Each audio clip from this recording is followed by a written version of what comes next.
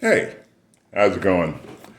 This is Mr. Transformer, aka Magnetic Mind Certified Coach Rhapsody, going through the unboxing of the Dokumaan card box 2 from the Yaira campaign. Seems like most of the campaigns have different special items that came along with. And along the way, there was the first set of Dokumaan cards. They're 3D cards that have descriptions of the characters in the current comic or in the upcoming comics coming along with. And also there was a short box. I got that upstairs. And so what we're going to do is I'm going to go through the Dokumaan cards from the second deck, and I'm going to just pick like one thing on the back of each one that will make you more interested in knowing more about said characters. As soon as I get this first one out of the packaging, and the first person who I had not seen as yet is Shadran. And what we know of Shadran, he's 8'5" and 600 pounds. And he first showed up in ISOM number 2. Okay? Okay. All right. Next on the agenda, we have Sydney Bloodruth, or fondly referred to as Bloodruth, and she also, as it happens, appeared in ISOM number 2. And for her, she's 5'9", 132 pounds, the youngest child and only daughter of the mysterious Bloodruth family bloodline. And that is it for her for now.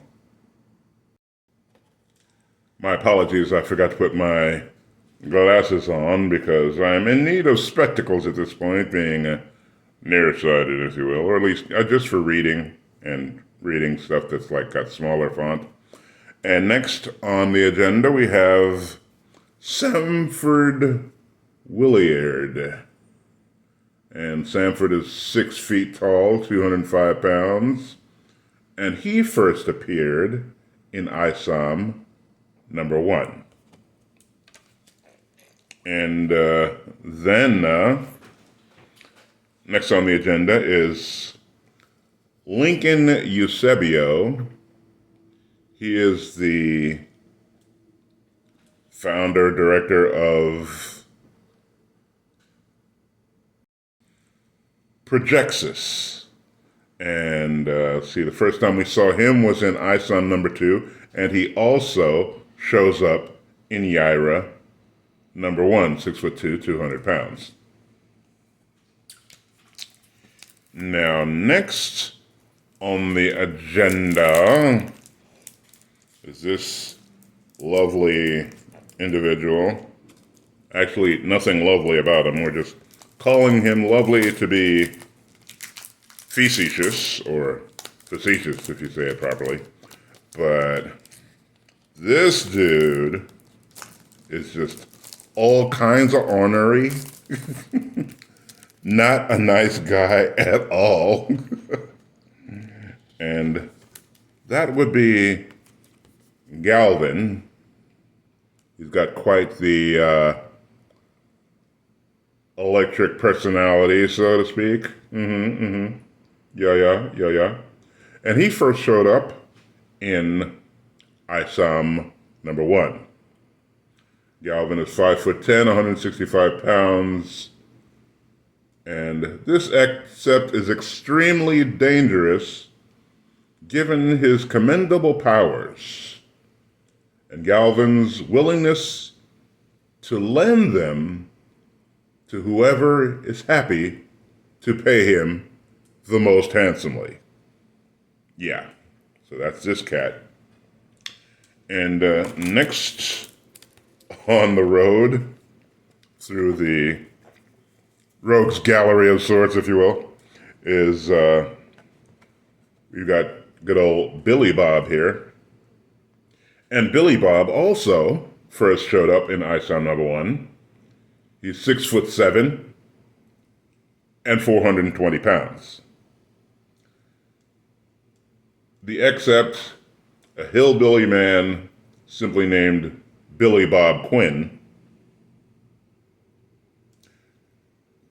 captured our curiosity after a recent match with none other than Alpha Corps' leader, Brian Solari.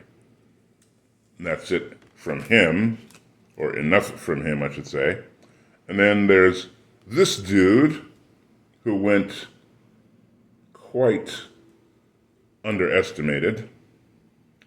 First seen in ISOM #1, that's Mick Davies, 6'2", 210 pounds.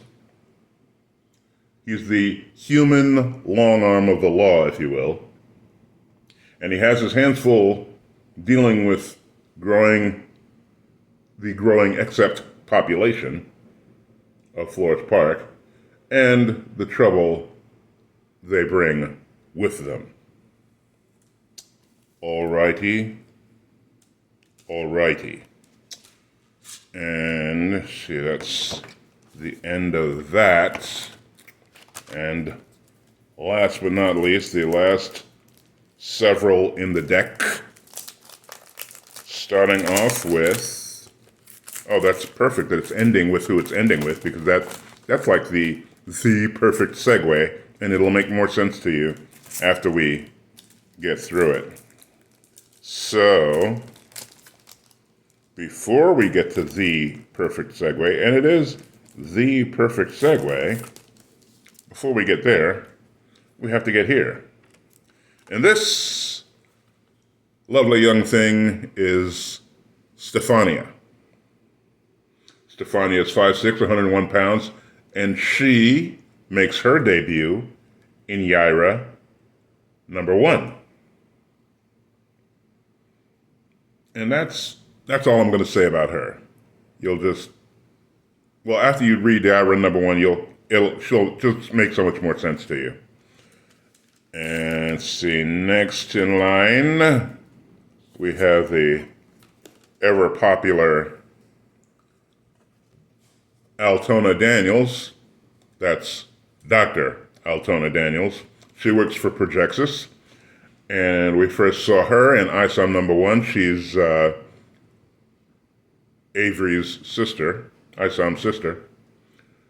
She's 5'7", 130 pounds, and she actually has a very extremely important role in Yaira #1.